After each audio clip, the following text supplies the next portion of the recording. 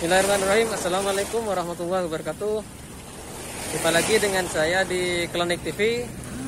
Nah, kali ini saya dalam rangka edisi ngevlog ya, ingin mengunjungi Bukit Peceron.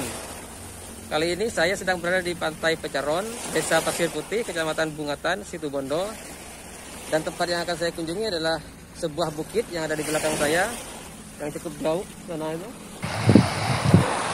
Nah, Bukit Peceron itu adalah salah satu peninggalan bersejarah Syekh Maulana Ishaq, Wali Songo pertama yang datang ke Indonesia untuk menyebarkan agama Islam. Dan Syekh Maulana Ishaq ini adalah ayah dari Sunan Giri.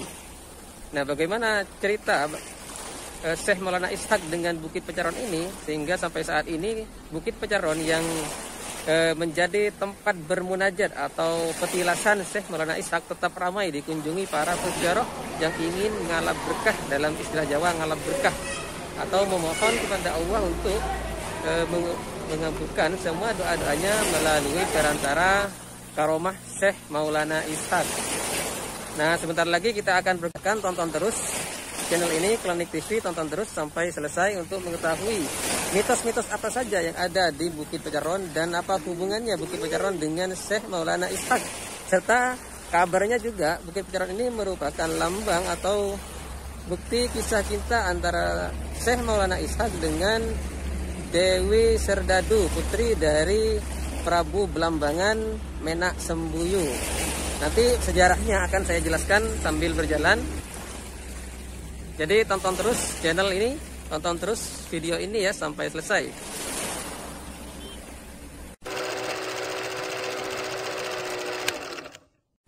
Oke teman-teman, kita langsung saja menuju petilasan Syekh Maulana Ishaq di Bukit Peceron. Sambil lalu kita menuju ke sana, saya akan menceritakan sekilas sejarah Syekh Maulana Ishaq dan Bukit Peceron. Syekh Maulana Ishaq merupakan seorang ulama yang berasal dari Samarkand, dekatnya Bukhara, Rusia Selatan. Beliau adalah salah satu ulama penyebar Islam pertama di Nusantara. Bisa dibilang beliau adalah Wali Songo periode 1. Sejarah mencatat kedatangan Wali Songo di Nusantara sebagai penyebar agama Islam terbagi menjadi 9 periode, di mana periode pertama adalah para wali yang menjadi cikal bakal dari 9 Sunan Wali Songo yang sangat terkenal. Syekh Maulana Ishaq sendiri adalah ayah dari Sunan Giri, salah satu dari 9 Sunan Wali Songo yang sangat tersohor.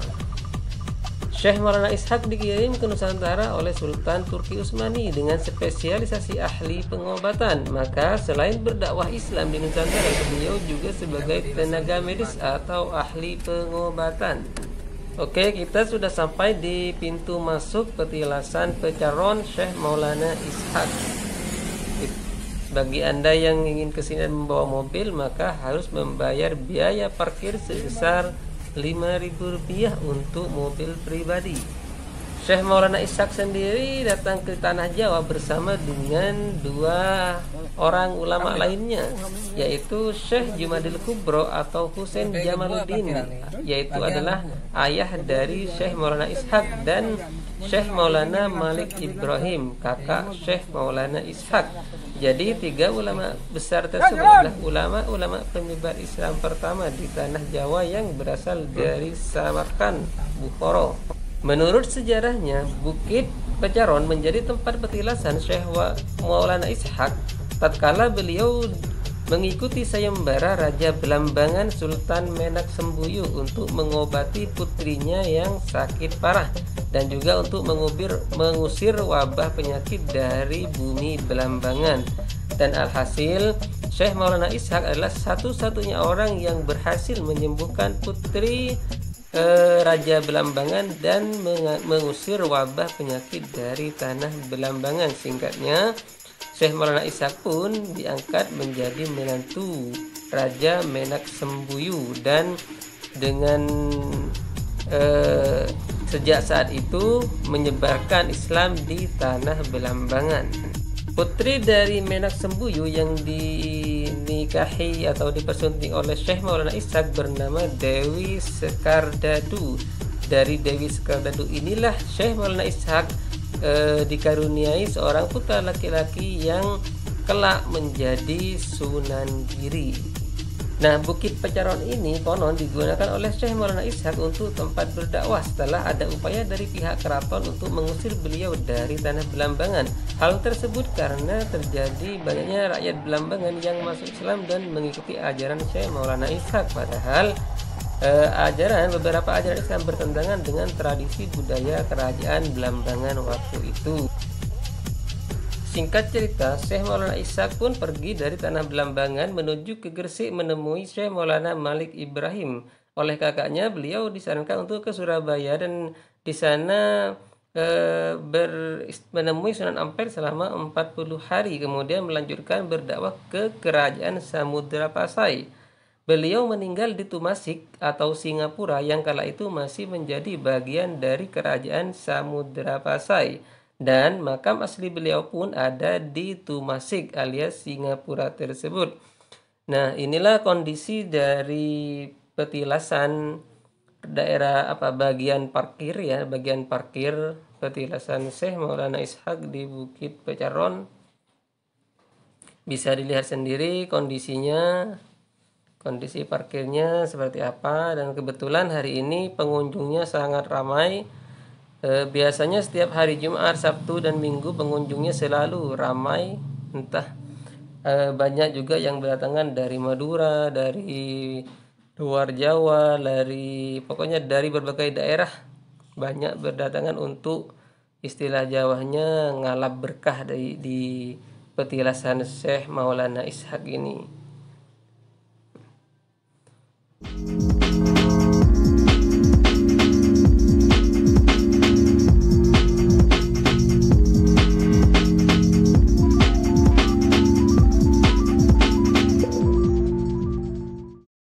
Untuk sampai di puncak Bukit Pecaron, tempat petilasan Syekh Maulana Ishaq berada, kita harus melewati anak tangga yang jumlahnya mencapai ratusan anak tangga, terletak di bagian timur sebelah utara.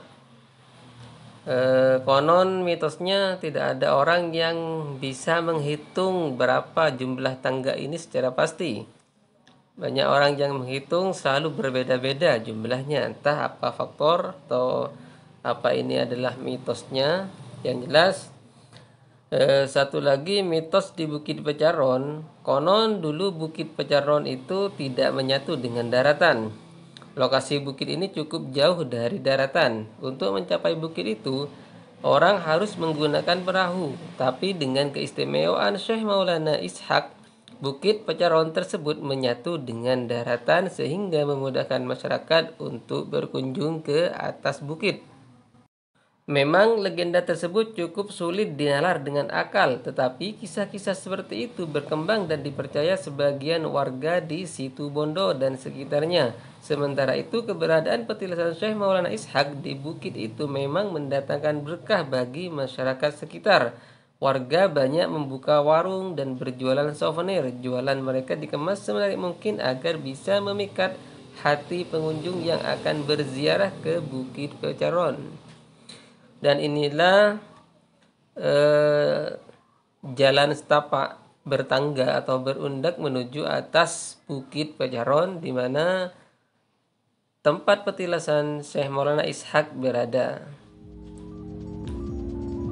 Bagi Anda yang memiliki stamina kurang fit, sedang sakit atau apa, sebaiknya tidak mendaki ya, karena cukup curam, cukup tinggi, dan bisa jadi akan membuat tenaga kita terkuras habis. Maka dari itu, persiapkan fisik dengan baik-baik untuk bisa sampai ke atas puncak Bukit Pecaron ini.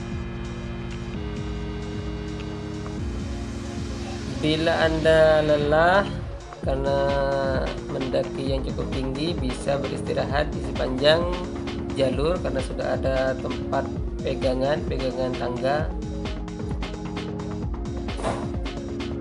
Bisa juga duduk di batu di pinggir jalan ya.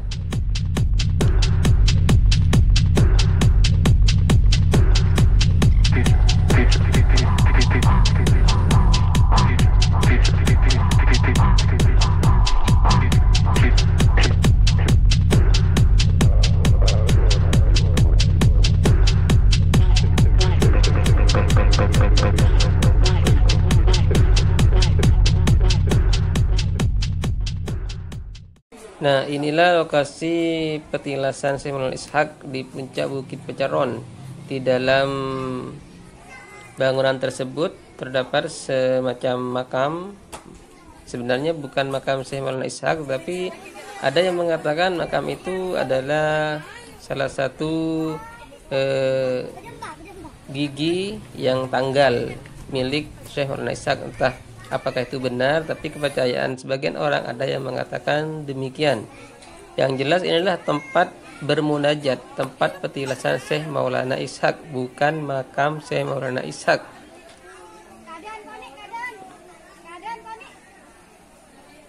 Pengunjung masih ramai dan harus ngantri untuk bertawasul, untuk mengaji atau sekedar bertahlil di petilasan Syekh Maulana Ishaq. Nah, ini adalah pemandangan di puncak bukit di bagian belakang gedung tadi. Ini adalah lokasi di dalam bangunan petilasan. Tampak banyak orang yang sedang bertahlil, sedang membagikan bunga dan lain sebagainya.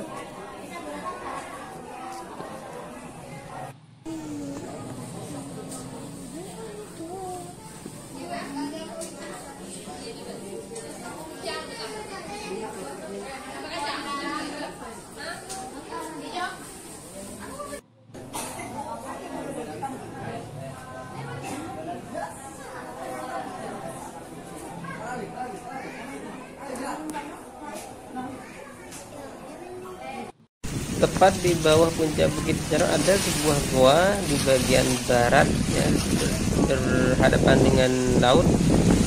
Yang konon menurut mitosnya gua itu bisa tembus ke Gua Pacitan di Madura, Sumeneb. Ada juga yang mengatakan tembus langsung ke Mekah. Tapi sampai saat ini belum ada orang biasa yang berani masuk ke dalam gua tersebut karena guanya gelap dan sangat curam, sangat berbahaya. Dan konon ada yang mengatakan kalau masuk ke sana maka tidak bisa keluar lagi. Jadi gua itu hanya digunakan oleh orang-orang yang memiliki ilmu kebatinan, ilmu supranatural untuk semacam bertirakat atau bermunajat, ya.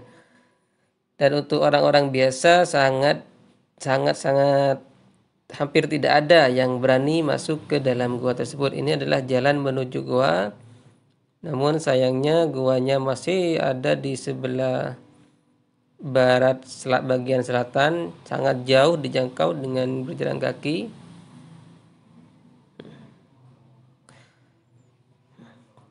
Nah, itulah kali ini perjalanan wisata religi di Bukit Pecaron.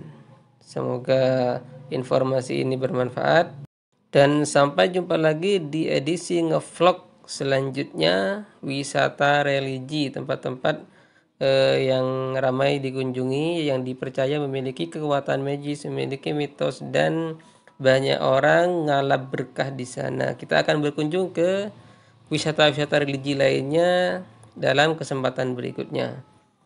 Wallahul muwaffiq ila aqwamit thoriq. Wassalamualaikum warahmatullahi wabarakatuh.